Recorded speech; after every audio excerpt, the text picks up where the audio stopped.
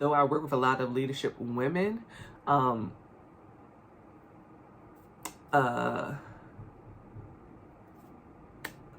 can I put this?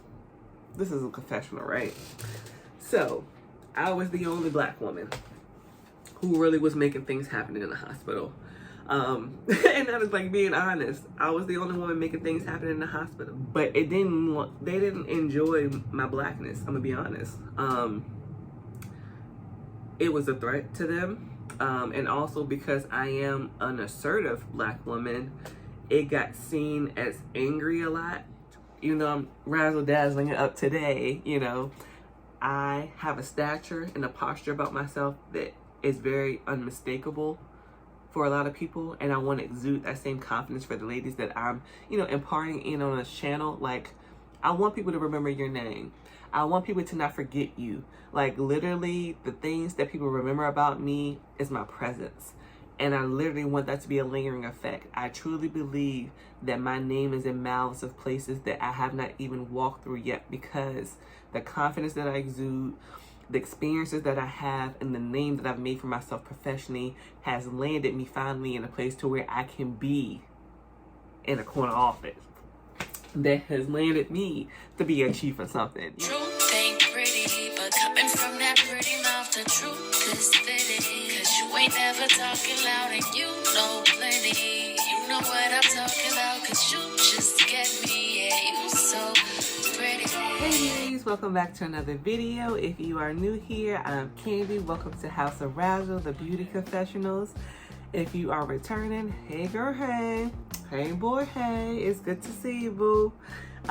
And welcome back to another video. So today is episode 2 of the beauty confessionals. And child, we're going to talk about some things. We're going to talk about transition.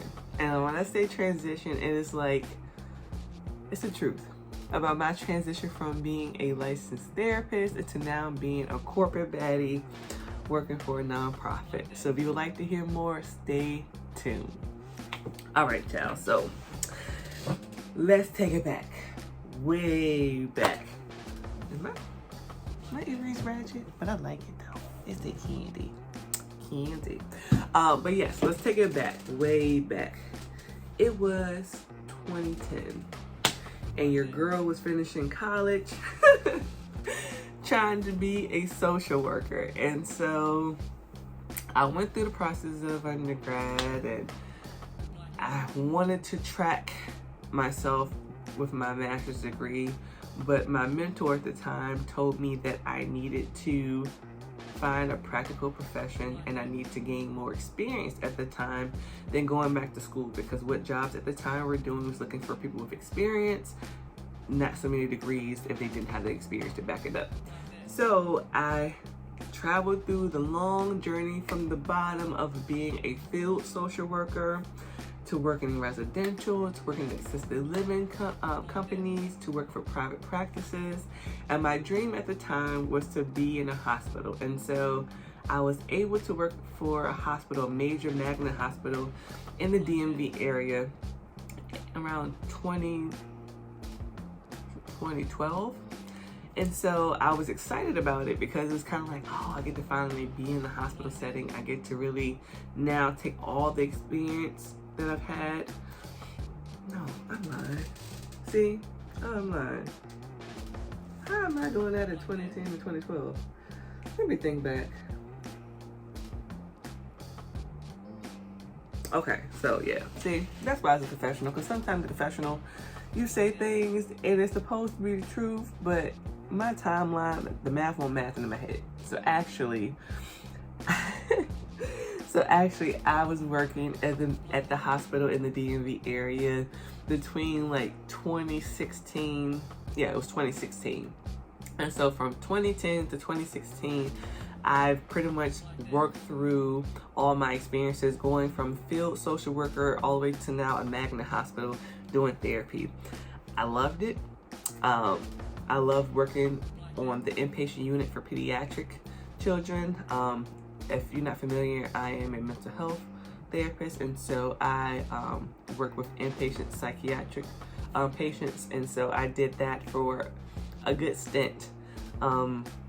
As I traveled through the hospital tenure for the 5 years I was there almost, I went up into leadership where I got exposure kind of from the glass ceiling of social work to see what corporate would kind of look like.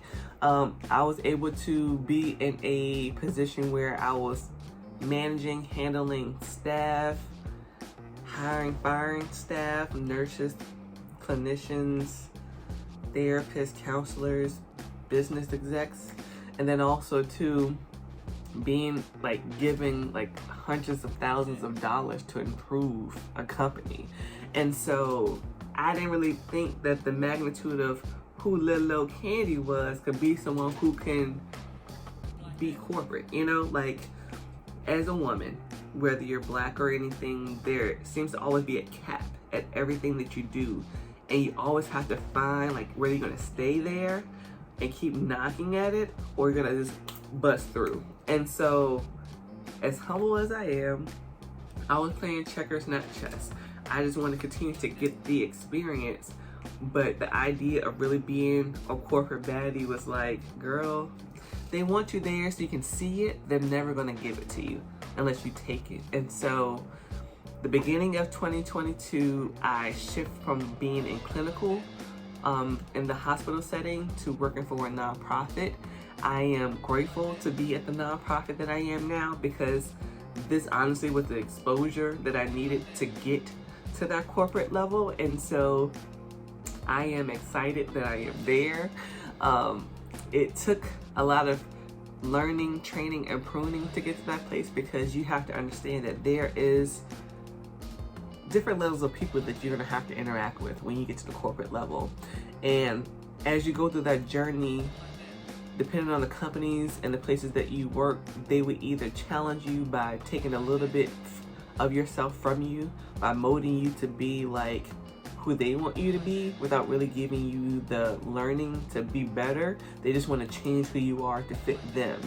But then you get the other companies who will let you be yourself, but because yourself is too much for them, they don't want you to be but so where on their totem pole. And so I found myself always being at these forks in the road, like, love therapy, love therapy, love therapy. But I need to get out of the hospital because in the hospital, there's a strong, thick glass ceiling for me. Though I work with a lot of leadership women, how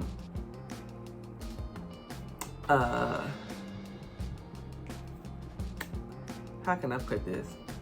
This is a confessional, right? So, I was the only black woman who really was making things happen in the hospital. And that is like being honest. I was the only woman making things happen in the hospital. And that is exciting for some because I had a lot of support from people who believed in me because I'm a very detail-oriented person and I do strive for structure. I'm a very operational person too. And so it benefited a lot of companies having me in those positions to where I was doing the day-to-day operations pretty much of everything and running the building, the unit, the company of itself. But they didn't enjoy my blackness, I'm gonna be honest. It was a threat to them. And also because I am an assertive black woman, it got seen as angry a lot, to whereas instead of them trying to take a little bit of me per se, as far as my appearance or the things that I were doing as far as my skill set, they were trying to mute my voice. And so I had to play a part that I did not want to play, still to get the experience and exposure that I wanted to get. But at the same time, I knew I had to step out of clinical work if I really wanted to be the baddie that I want to be. And so I literally betted on myself in 2021 and I decided to switch to a nonprofit, and I do feel so great about that opportunity because in the short tenure that I've had there, I've moved up 3 times. They see my worth, and I do appreciate that in and of itself for this company. But then 2, the level of support that I've gotten to go to that next level, and then my petition and my proposals to get me to the corporate level landed me the opportunity of a dream right into 2023. And so I will talk about my position in another video, because I feel like that needs to be like my hop, skip, and jump in this company. Needs to be a whole other confessional, because baby, there's some tea in that. But yeah, so now I am a corporate baddie, and a lot of times since I've been in this position, I've gotten the same question from my Black counterparts, because the nonprofit is operated, the CEO, all the execs are people of color, and so I appreciated that. I appreciated them seeing me from the very beginning when I came in as clinical, because I was their clinical coordinator, and shortly after that there was opportunities that allowed me to advance further up, and I am very proud of that. And now I can't wait for my office to be ready. Can't wait for my office to be ready. But that is literally how I'm starting 2023. The trajectory to becoming corporate isn't difficult. Like I said, in and of itself, you're gonna have your own challenges, because companies are very specific about who they want in those higher level positions. And sometimes it's gonna be what you know that gets you to the door, but sometimes it's gonna be who you know to get you through the door. And right now in 2023, I'm in a season of maximizing all the networking that I've done over the past 12 or so years to get me through the door. And I'm grateful, because your girl through the door. I got through the door, I got through the door. And honestly, you would think that when you become corporate, it is so much. It's like, it is labor intensive in a sense, because you have a lot of responsibility. However, the flexibility that you have to really make an impact in the work that you do, because we are working with families in impoverished areas. We are working with families who really need therapy, because I'm still working for a mental health nonprofit who have an outpatient clinic. And so I have become that bridge for them, to where they know from my experience of being and tilling the ground with them and getting them those services that they need, that now I can be the overarching umbrella for me to be just that great for the staff. And I am grateful that I have the opportunity to be chief of something, in a sense. And I am grateful that it has allowed me to, one, use the bag that I'm getting to really fund and operate House of Razzle, because nonetheless, doing clinical work, you are doing endless hours. And I loved being that great social worker. I loved doing clinical work. I loved helping families, but I also knew that there was going to be a season in my time that I needed to focus on my goals and dreams and aspirations. And getting to corporate was something that I wanted right out of college. Getting to corporate was something that I wanted in 2016, in the very beginning, when I started my tenure in the hospital. And I've been in 2 hospitals since then. And so I've always, like I said, needed a space to really get to where I am. And you know, I'm razzle dazzling it up today. You know, I have a stature and a posture about myself that is very unmistakable for a lot of people, and I want to exude that same confidence for the ladies that I'm, you know, imparting in on this channel. Like, I want people to remember your name. I want people to not forget you.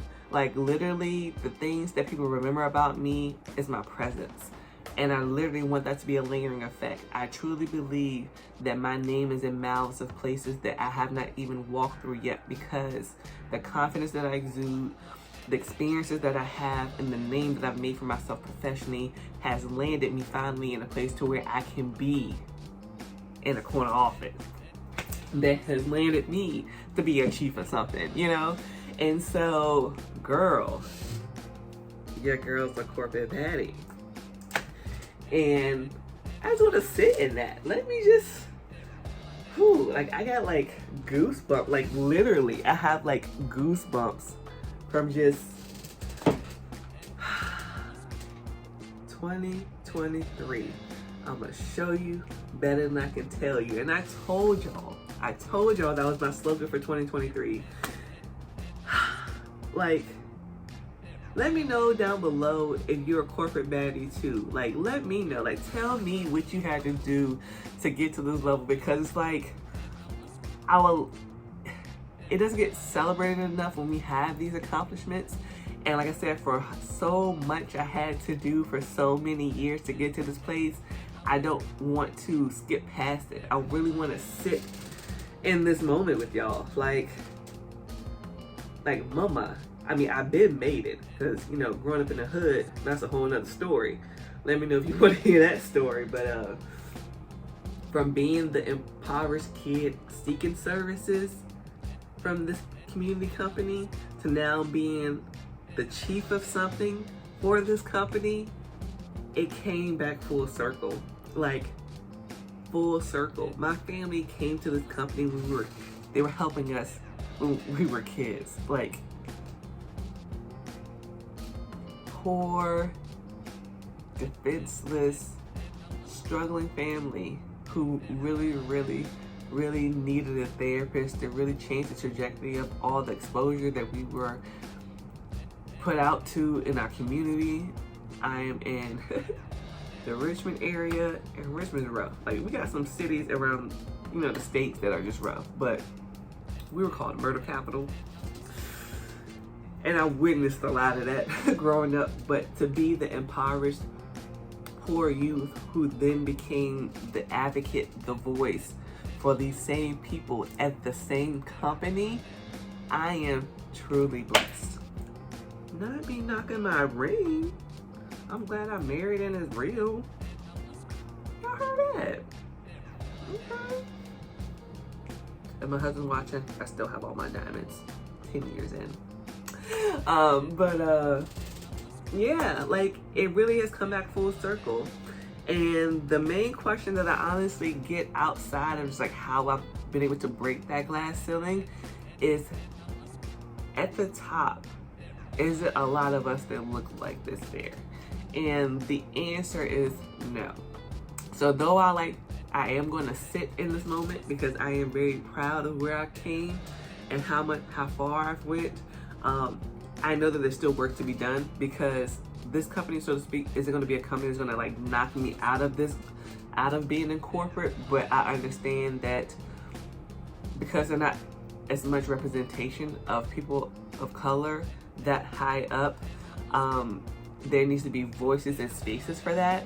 And how not to be whitewashed, to be very frank, is the question that I get often, because the trajectory of my life, I've went to predominantly white institutions for schooling since high school.